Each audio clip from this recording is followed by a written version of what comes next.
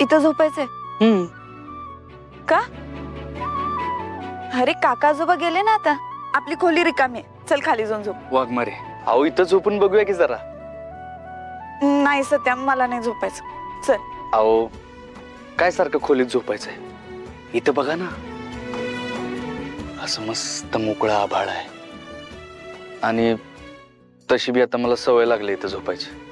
बर, तू बस चांदणे मोजत, मी जाते खाली. वाघमारे माझा चंद्रच जर बाजूला नसेल तर आभाळाकडे बघण्यात कसली मजा. सत्या जरा जास्तच लाडत आहे तसं. वाघमारे एकतर आपल्याला संधीच मिळत नाही लाडत याची, मग आज जर संधी मिळाली आहे तर त्याचा फायदा घेऊ की.